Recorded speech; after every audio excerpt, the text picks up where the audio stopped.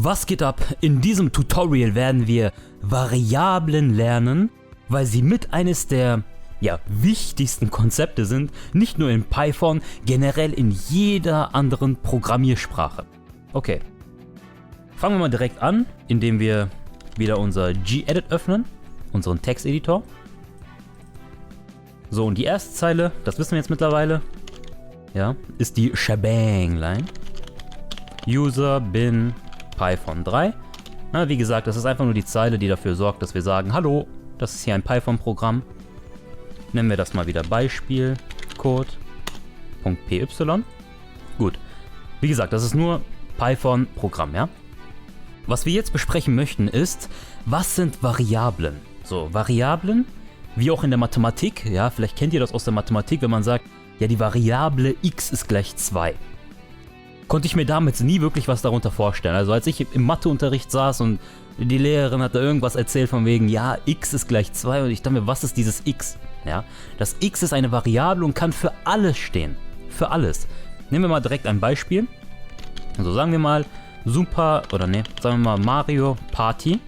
Ja, Mario Party ist jetzt unsere Variable. Warum? Weil ich gerne Super Mario Party spiele. Ich habe da so oft gespielt.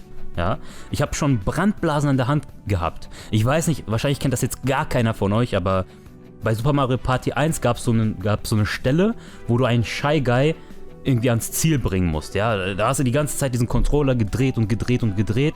Und dann in der Mitte meiner Handfläche hatte ich so eine riesige Brandblase. Und ich habe es nicht ein einziges Mal geschafft, diesen Shy Guy an das Ziel zu bringen. Aber ich habe es immer wieder versucht, ja, bis es irgendwann nicht mehr ging aufgrund der Schmerzen. Aber gut, Mario Party 1, oder sagen wir einfach Mario Party, das ist unsere Variable.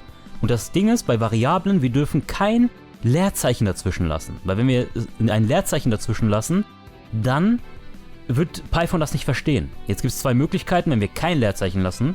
Einmal ein Unterstrich, oder was wir auch machen könnten, wäre Mario Party. So, ne? Einfach zusammen und dann das zweite Wort groß. Sowas hier werdet ihr oft sehen, wenn ihr bei anderen Programmiersprachen euch mal anschaut, wie die das machen, vor allem zum Beispiel bei JavaScript, ja. Bei JavaScript, die machen es oft so, dass die hier das zweite Wort groß schreiben, ja. Ist aber im Prinzip relativ egal, also du darfst beide Varianten oder die Variante, wo du alles groß schreibst, klein schreibst, egal. Nur musst auch du musst auch beachten, Python unterscheidet zwischen Groß- und Kleinschreibung. Das heißt, Mario Party ist was anderes als Mario Party. Das sind zwei unterschiedliche Variablen, dämlicherweise, ja, muss man sagen. Also warum sind das zwei unterschiedliche Variablen? Ja, bei Python unterscheidet zwischen Groß- und Kleinschreibung. Deswegen, wenn du hier irgendwo die Variable benutzt, bedenk immer, dass du es in der exakt gleichen Schreibweise benutzen musst, wie hier. Aber kommen wir mal überhaupt darauf, was eine Variable ist. Also, wenn ich jetzt hier zum Beispiel sage, ich speichere das mal ab, wenn ich jetzt hier zum Beispiel sage, Mario Party ist gleich 10, dann habe ich jetzt einer Variable einen Wert zugeordnet. Und das sind Variablen. Das heißt, wir haben irgendetwas, egal was es ist, Super Mario, eine Keksdose, ein Energy Drink, egal was, irgendwas. Und was wir nehmen, ergibt sich dadurch, was für einen Code wir schreiben wollen. Ja? Je nachdem, wollen wir irgendwas programmieren für ein Flugzeug, wollen wir irgendwas programmieren für das und das. Ja? Je nachdem, was wir programmieren wollen, ergibt sich hier was anderes. Aber eine Variable, dem ordnen wir einen Wert zu. Und die 10 kann jetzt alles bedeuten. Die kann alles bedeuten. 10 Euro, 10 Stück, 10 Pfund, ja. Es kann alles bedeuten. Das ist ja das Schöne am Programmieren. Du selber weißt, was das bedeutet. Und wenn wir jetzt zum Beispiel sagen, das ist mal Euro, ja. Wir sagen, Super Mario Party 1 oder Mario Party kostet hier 10 Euro.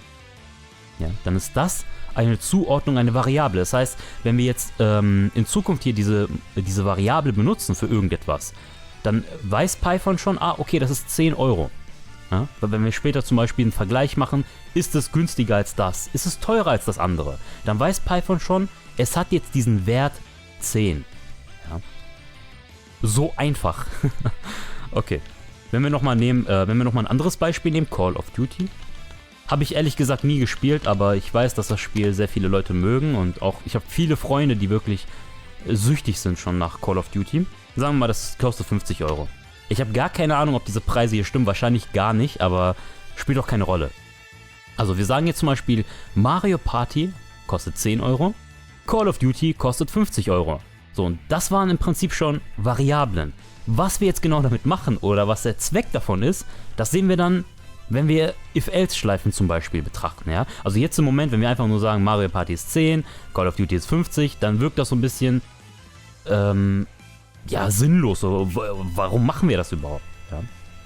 Aber das waren im Prinzip schon Variablen. Eine Sache muss ich noch zu Variablen dazu sagen, bevor wir dazu kommen, was wir damit überhaupt alles anstellen können. Aber wichtig ist, dass du bei den Namen der Variablen keine Wörter nimmst, die schon reserviert sind. Ja? Mit reserviert meine ich, zum Beispiel haben wir gesehen, dass die Print-Funktion, du siehst doch hier, es wird direkt farbig, ne?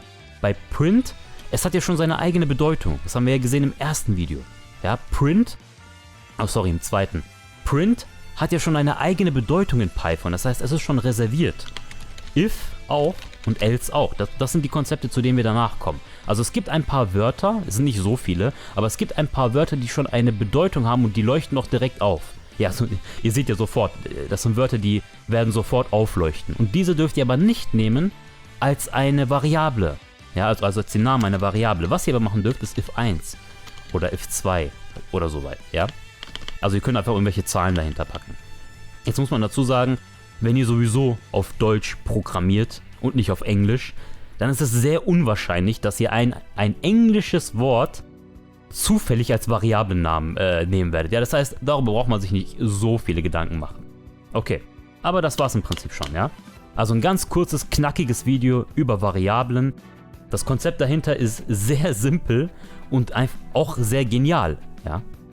Okay, und dann jetzt schauen wir uns jetzt mal an, was wir genau mit diesen Variablen anstellen können. Bis zum nächsten Mal.